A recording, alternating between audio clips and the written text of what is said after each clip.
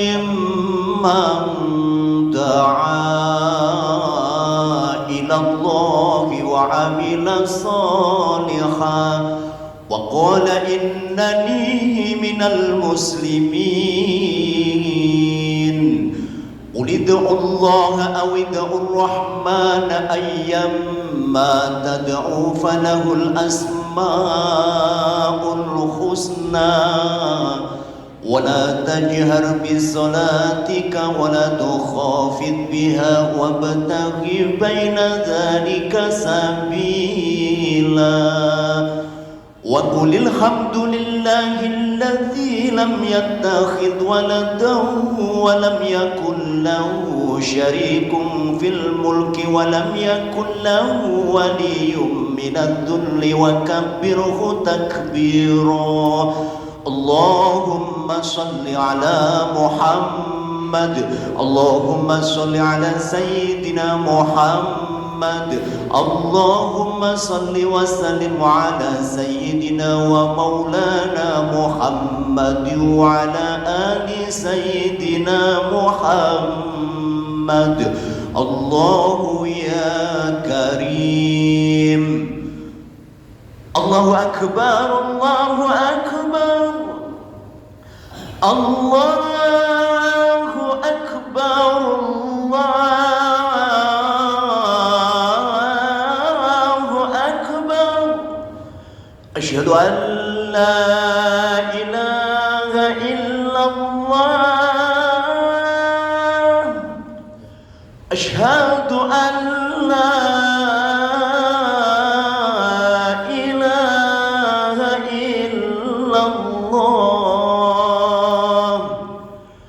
أشهد أن محمدًا رسول الله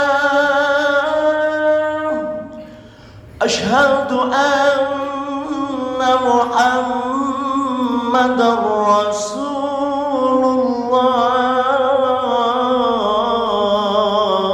الله حي على الصلاة حي على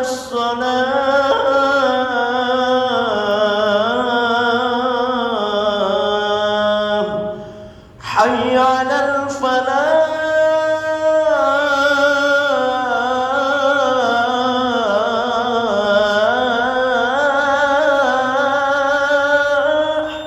حي على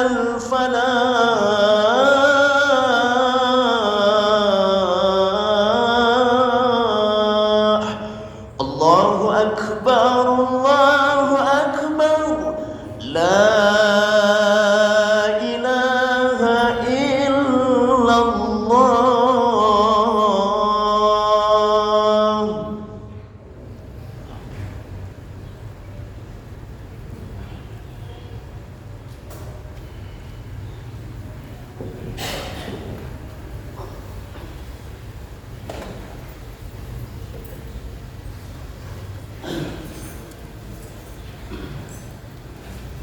يا معاشر المسلمين وزمرة المؤمنين رحمكم الله روي عن أبي هريرة رضي الله عنه أنه قال قال رسول الله صلى الله عليه وسلم إذا قلت لصاحبك يوم الجمعة أنصت والإمام يخطب فقد لغوت أنصتوا واسمعوا وأطيعوا رحمكم الله أنصتوا واسمعوا وأطيعوا رحمكم الله أنصتوا واسمعوا وأطيعوا رحمكم الله اللهم صل على محمد اللهم صل على سيدنا محمد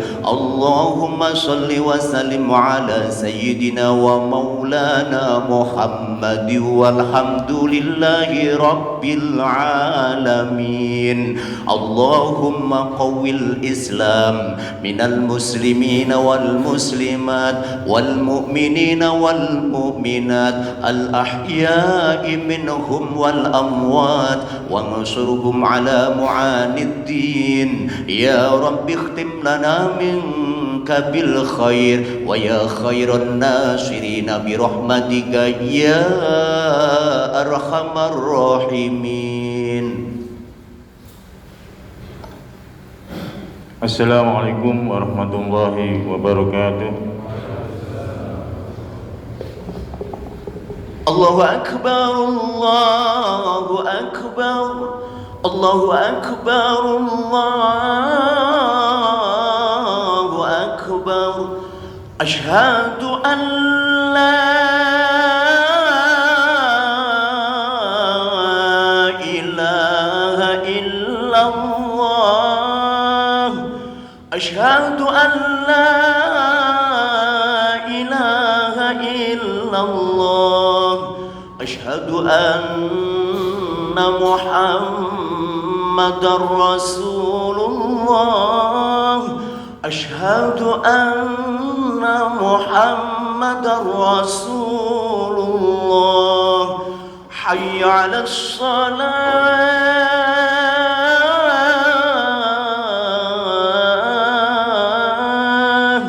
Hayya 'alas salah. Hayya 'alal falah. Hayya 'alal falah. Allahu Akbar, Allahu Akbar. La ilaha illallah.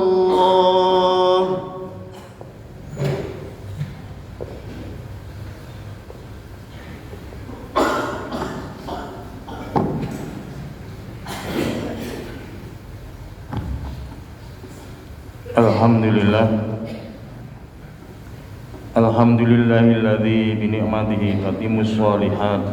Ahmaduhu subhanahu wa ta'ala wa ashkuruhu syukra man ya'malul hasanat. Asyhadu an la ilaha illallah wahdahu la syarika lah syahadatan adakhiruha li yaumil ma'ad. Wa asyhadu anna Muhammadan abduhu wa rasuluhu wa habibuhu wa safiyuhu wa khaliluhul mawsuhu bi afdalil makhluq. Allahumma salli wa sallim wa barik ala sayyidina Muhammadin wa ala alihi wa ashabihi alladhi nasaru dinahum bi khairil a'mali wal jihad. Amma ba'd, fa ya ayyuhal muslimun rahimakumullah, ittaqullah haqqa tuqatih wa'malu amalan shalihan lin najat.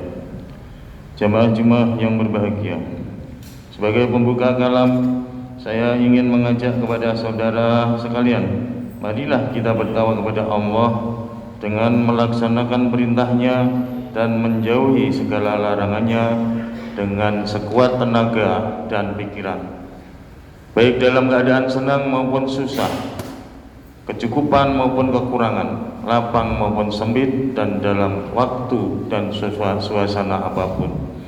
Marilah kita senantiasa mengaturkan puji syukur kepada Allah SWT atas segala rahmat, nikmat dan hidayahnya yang telah diberikan kepada kita, terutama nikmat yang berupa umur panjang, kesehatan jasmani dan rohani, lebih-lebih kenikmatan yang berupa iman dan Islam, sehingga sampai pada detik ini masih dalam keadaan muslim dan dapat melaksanakan kewajiban Allah dalam keadaan aman, tentram, damai, dan tiada halangan satu apapun.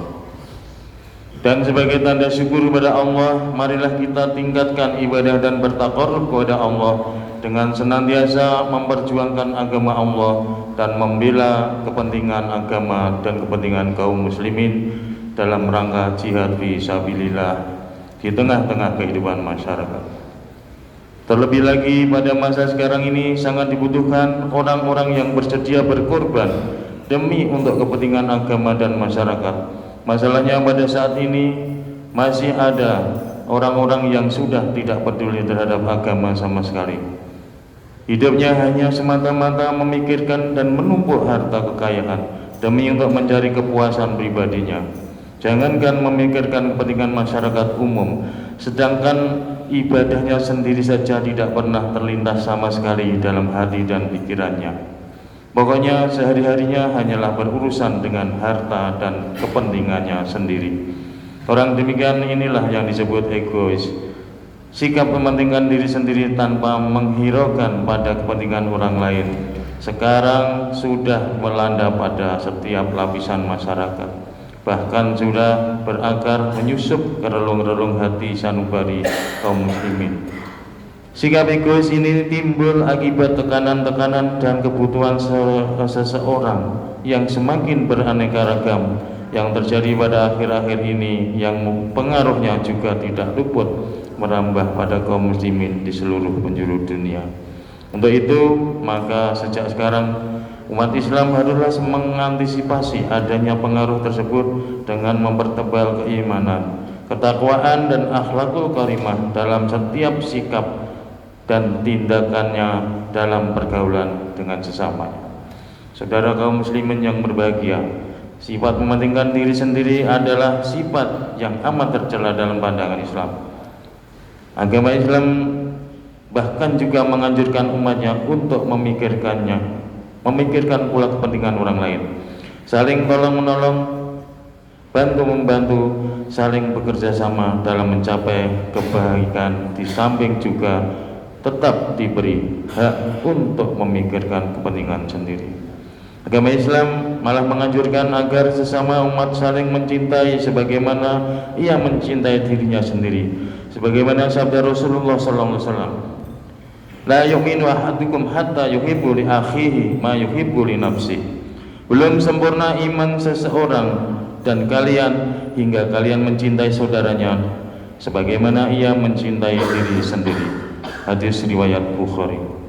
Dari sabda Rasulullah SAW berarti Rasulullah melarang keras orang yang bersifat egois, sehingga beliau menggolongkan orang yang tidak mau mementingkan kepentingan umum atau memikirkan kepentingan orang lain sebagai golongan orang yang kurang sempurna iman.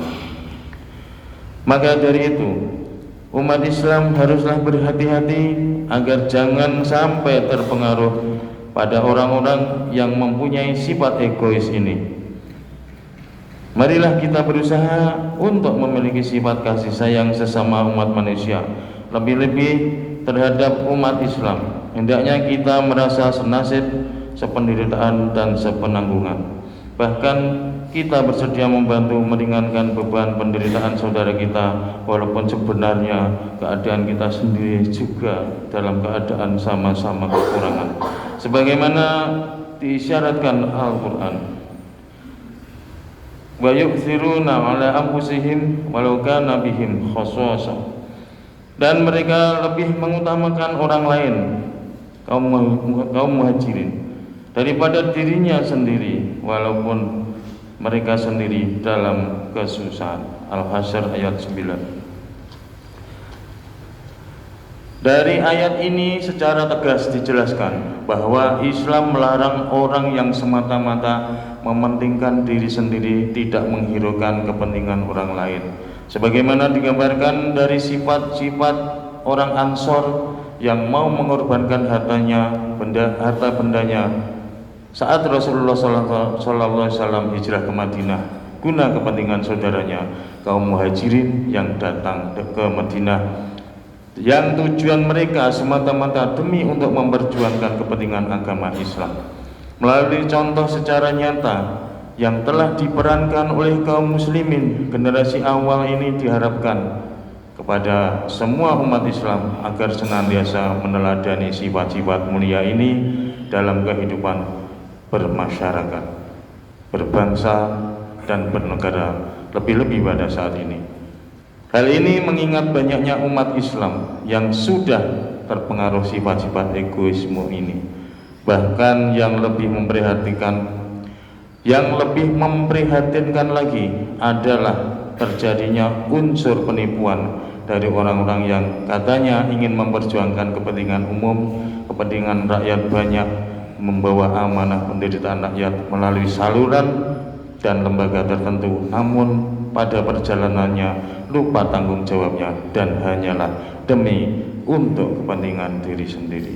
Masalah yang menggambarkan keadaan tersebut sejak dulu atau jauh-jauh sebelumnya sudah disinyalir oleh Rasulullah SAW dalam sabda beliau, innaha satakunu ba'di asaratun wa umurun tunkirunaha. Qalu ya Rasulullah fama ta'muruna? Qala tu'adduna al-haqqal ladzi 'alaikum wa tas'aluna Allaha alladzi lakum. Sesungguhnya akan terjadi sesudahku sifat mementingkan diri sendiri, mengesampingkan orang lain, dan sebagai berbagai perkara yang kalian sama-sama mengingkarinya. Mereka para sahabat berkata, wahai Rasulullah, lantas apa yang engkau perintahkan kepada kami?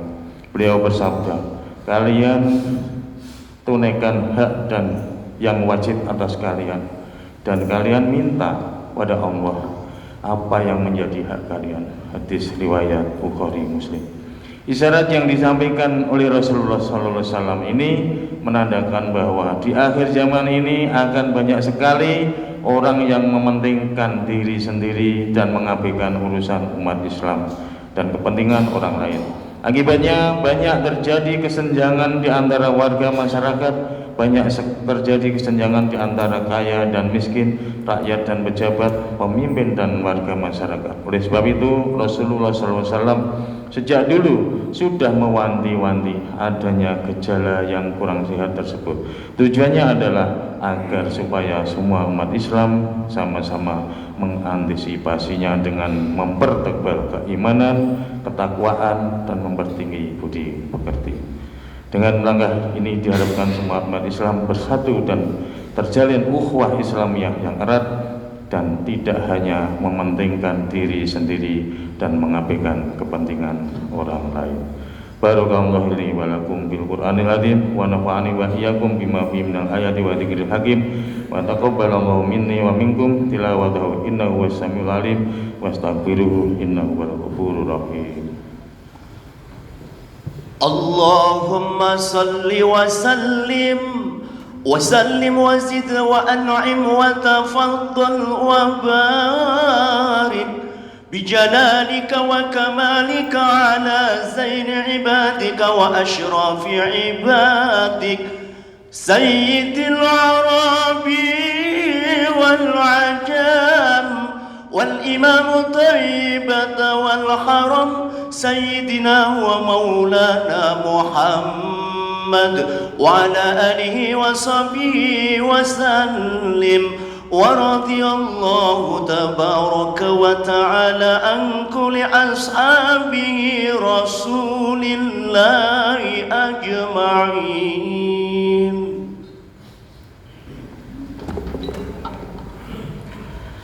Alhamdulillah, alhamdulillah mu'izzi man ata'ahu wa taqahu wa mudilli man adha'a amrahu wa asa. Asyhadu an la ilaha illallah wahdahu la syarika lah, ya'lamu man ata'ahu wa asa. Wa asyhadu anna Muhammadan abduhu wa rasuluhu wa habibuhu wa khaliluhu.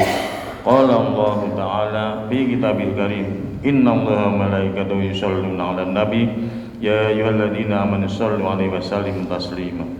Allahumma sholli wa sallim ala sayyidina Muhammadin abdika wa rasulika nabiyil ummi wa ala ali sayyidina Muhammadin wa azwajihi ummahatil mu'minin wa dzurriyyatihi kama shallaita ala sayyidina Ibrahim wa ala ali sayyidina Ibrahim wa barik ala sayyidina Muhammad wa ala ali sayyidina Muhammad wa azwajihi ummahatil mu'minin wa dzurriyyatihi kama barakta ala sayyidina Ibrahim wa ala ali sayyidina Ibrahim fil alamin innaka Hamidum Majid. Allahumma ighfir lil muslimin wal muslimat wal mu'minina wal mu'minat al ahya'i minhum wal amwat innaka samiun qaribun mujibud da'awat وقاضي الحاجات آمين. اللهم ألف بين قلوبنا وأصلح ذات بيننا واهدنا سبل الإسلام سبل السلام ونجنا من الظلمات إلى النور وجنبنا فواحش ما ظهر منها وما بطن وبارك لنا في أسماعنا وأبصارنا وقلوبنا وأزواجنا وذرياتنا وتب علينا إنك أنت التواب الرحيم ربنا آتنا في الدنيا حسنة وفي الآخرة حسنة وقنا عذاب النار والحمد لله رب العالمين. عباد الله إن الله يأمر بالعدل والإحسان وإيتاء ذي القربى وينهى عن الفحشاء والمنكر والبغي يعظكم لعلكم تذكرون فاذكروا الله العظيم يذكركم واسألوه من فضله يعظكم ولذكر الله أكبر. الله أكبر الله أكبر أشهد أن لا إله إلا الله أشهد أن محمد رسول الله حي على الصلاة حي على الفلاح قد قامت الصلاة قد قامت الصلاة الله أكبر الله أكبر لا إله إلا الله.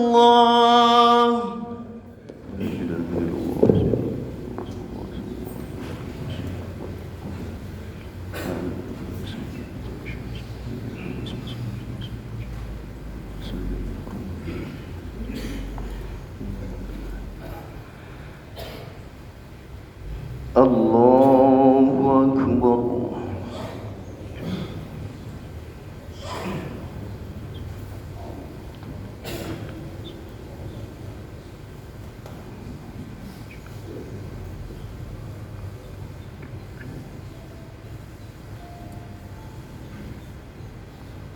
بسم الله الرحمن الرحيم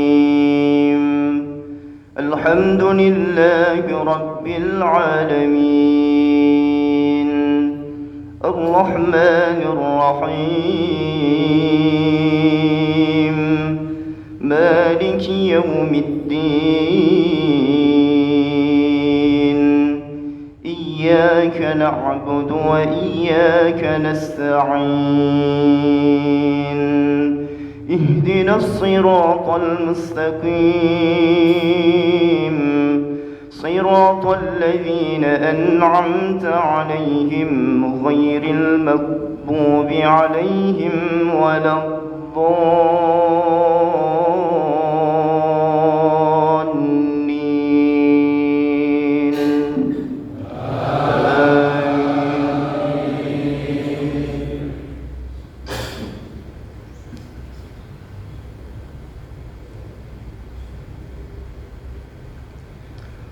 قال فاهبط منها فما يكون لك أن تتكبر فيها فاخرج إنك من الصاغرين.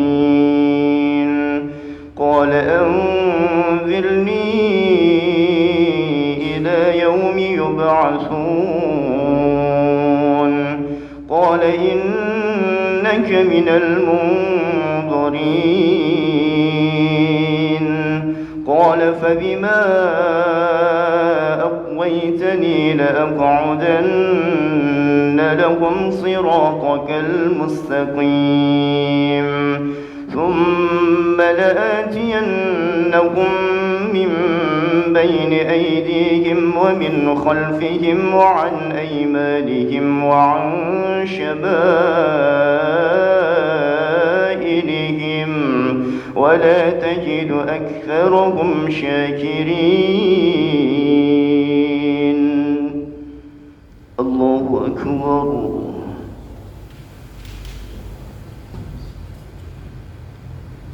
سمع الله لمن حمده.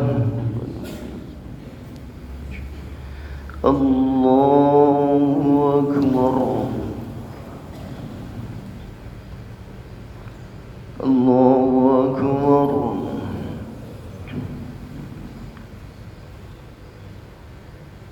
الله أكبر.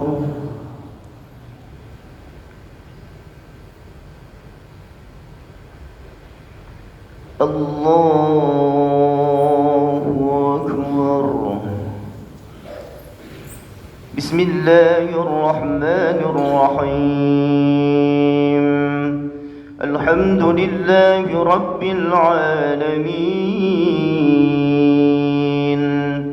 الرحمن الرحيم مالك يوم الدين. إياك نعبد وإياك نستعين. اهدنا الصراط المستقيم صراط الذين أنعمت عليهم غير المغضوب عليهم ولا الضالين.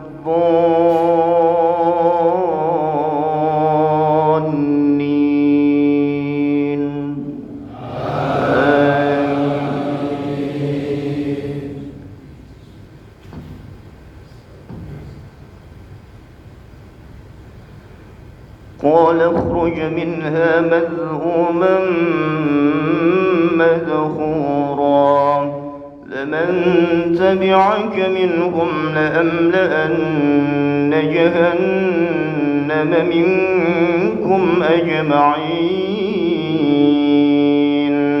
ويا آدم اسكن أنت وزوجك الجنة فكلا من حيث شئتما ولا تقربا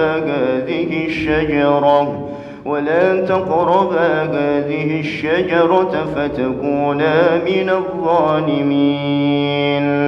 فوسوس لهما الشيطان ليبدي لهما ما وري عنهما من سوآتهما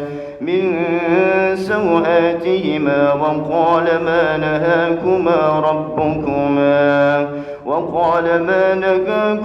ربكما عن هذه الشجرة إلا أن تكونا ملكين أو تكونا من الخالدين. وقاسمهما إني لكما لمن الناصحين. الله أكبر.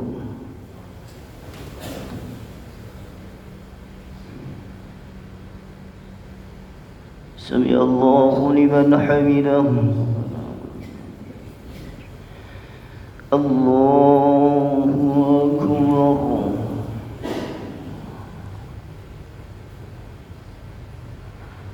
الله أكبر.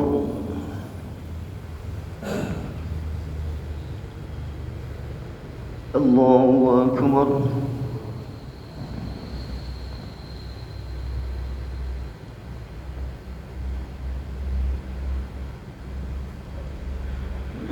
الله أكبر.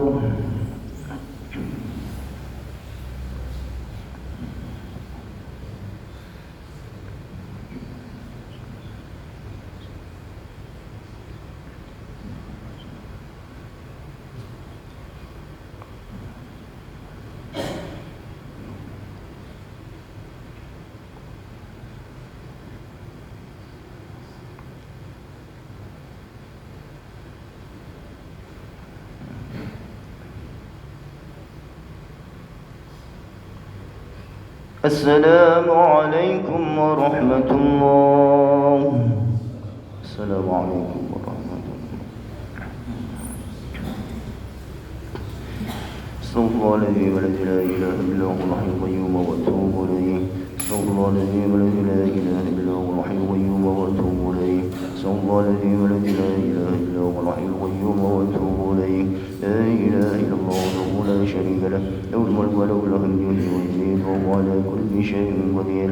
لا إله إلا الله وحده لا شريك له له الملك وله الحمد يحيي ويميت وهو على كل شيء قدير. لا